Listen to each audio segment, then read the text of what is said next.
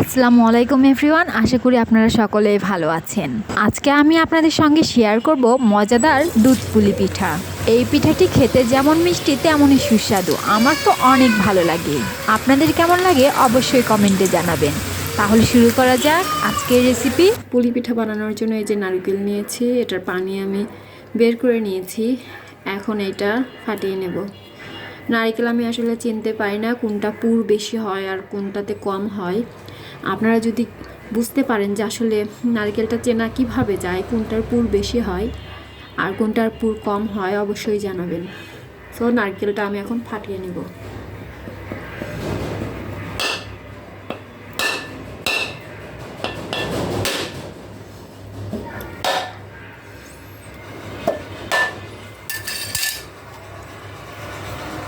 এই যে এটাতে পুর ভালোই আছে, দেখা যাচ্ছে পানি সামান্য পরিমাণে ছিল। এটাকে এখন আমি কুড়িয়ে নেব।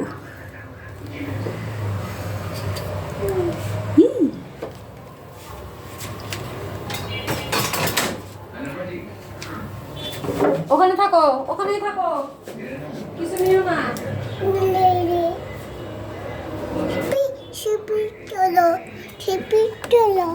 আচ্ছা তুমি এখানে বসো। হ্যাঁ এখানে বসো, বসো এখানে। একটা নাও, ধরো একটা ধরো। একটা নাও তুমি। এই যে এটা ধরো, নাও।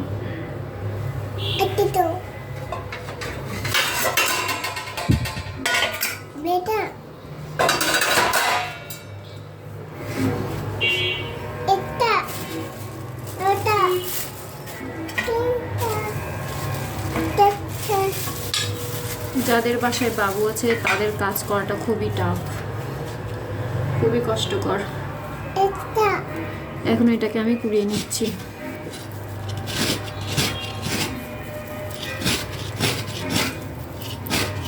আমার ছেলে এখানে বসে আছে, সে আমার নারকেল কোড়া দেখতেছে।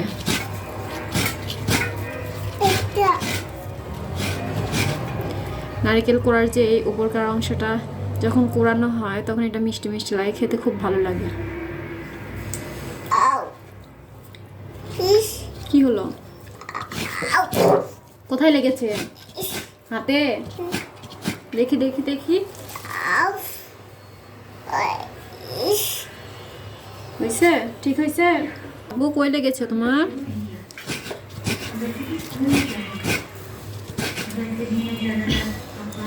পলিথিন দেওয়ার কারণে এটা পিছলিয়ে যাচ্ছে।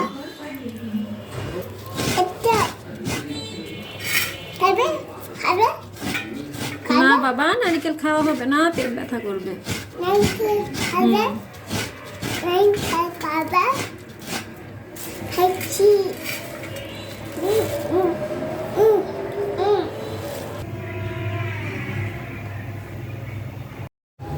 নারকেলটা কোরানো হয়ে গেছে, এখন এটাকে আমি ভেজে নেব। এখানে গুড় রয়েছে, এই গুড়টাকে আমি এখন একটু শিল দিয়ে ভেঙে নেব। এই গুড়টাকে আমি একটু ভেঙে নিচ্ছি, এতে করে গুড়টা পানিতে দেওয়ার ফলে তাড়াতাড়ি গলবে।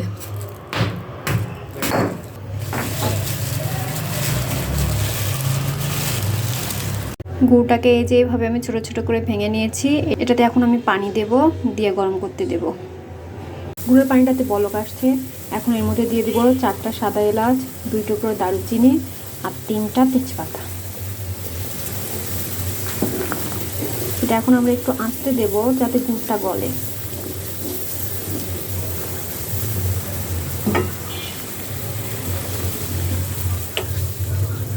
আমি এটাকে একটু আস্তে দিয়ে দিলাম যাতে গুড়টা একদম গলে যায়।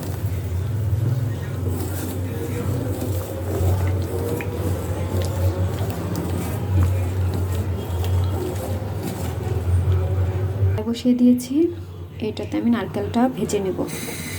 কড়াইয়ে হালকা একটু তেল দিয়ে নেব যাতে নারকেলটা পুড়ে না যায়। তেল গরম হলে আমি নারকেল দিয়েছি, এখন এর ভিতরে একটু চিনি দিয়ে দেব। পরিমাণ মতো, মিষ্টি যেরকম খাই, তবে অল্পই দিব যেহেতু এটা দুধের ভেতরে যাবে আর দুধটা মিষ্টি হবে।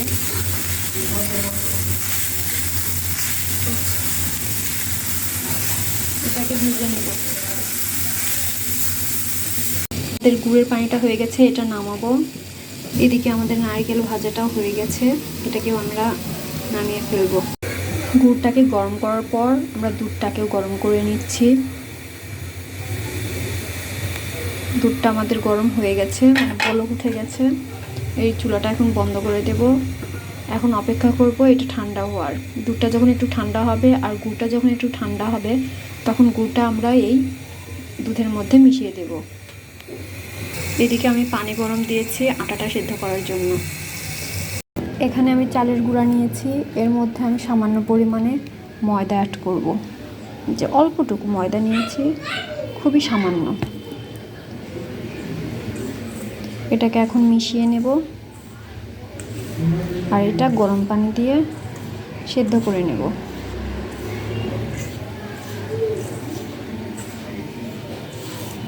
ভালোভাবে মিশিয়ে নিয়েছি, এখন এটাকে গরম পানিতে সেদ্ধ করব।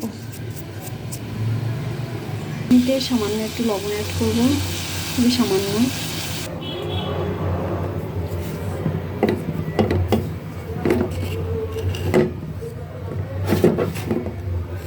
আমার আটাটা হয়ে গেছে, এটাকে কিছুক্ষণ ঢেকে রাখবো।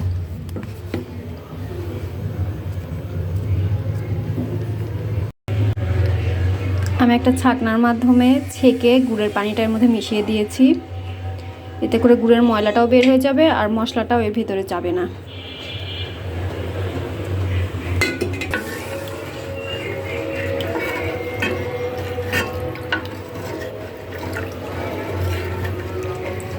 এটা একদম রেডি। এখন আমরা পিঠাগুলো বানাবো।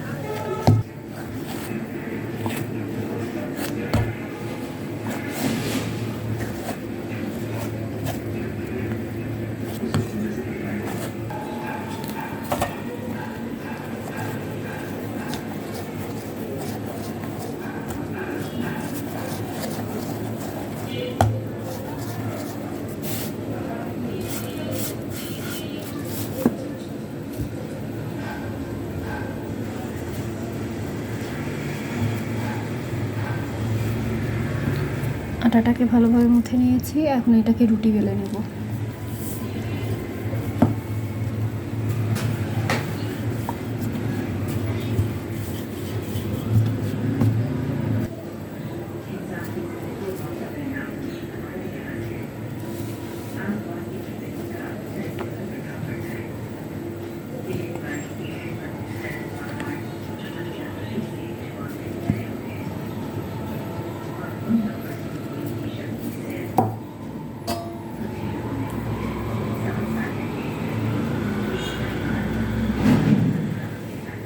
এভাবে সবগুলো রুটি বেলে নিয়ে ছোট ছোট করে চুষি করে নেব।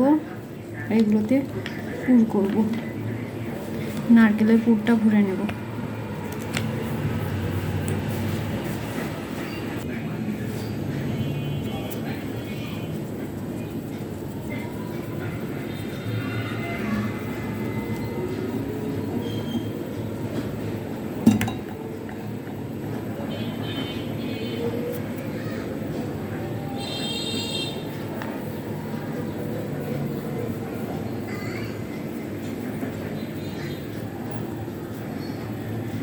নারকেল দিয়ে দিলাম, এখন এটাকে ভালোভাবে মুড়িয়ে দেব যাতে এর মুখটা খুলে না যায়। এভাবেই সবগুলো করে নেব।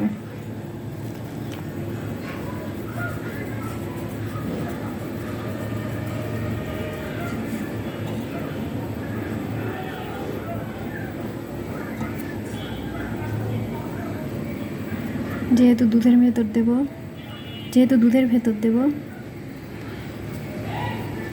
তাই আমি রুটিগুলো একটু মোটা করে বেলে নিয়েছি।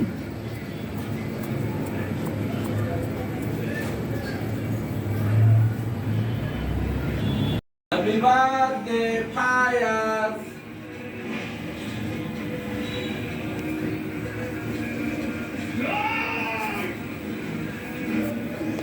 আমার এখানে এই পুলি পিঠাগুলো হয়ে গেছে, এগুলোকে ভেজে নেব। কড়াইয়ে তেল গরম করতে দিয়েছিলাম, তেলটাও গরম হয়ে গেছে। এখন পুলি পিঠাগুলো দিয়ে দেবো এর মাঝে।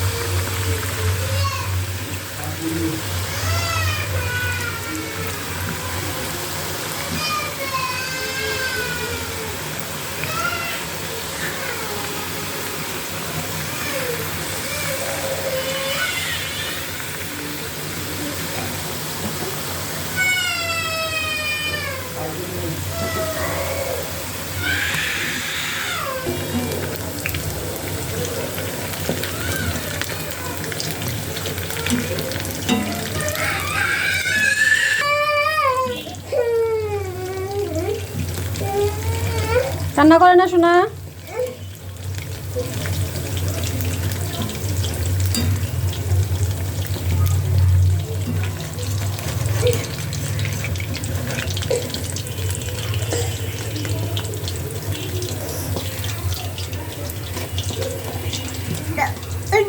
সরো সরো সরো, তেল উঠে আসবে, সরো।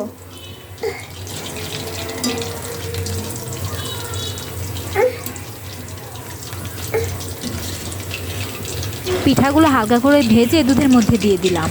এটাকে এখন আমি সারা রাত ভিজিয়ে রাখবো এবং পরের দিন সকালে খাবো। তৈরি হয়ে গেল আমাদের মজাদার দুধ পুলি। ভিডিওটি ভালো লেগে থাকলে অবশ্যই সাবস্ক্রাইব করবেন। আজকের মতো এখানেই শেষ করছি।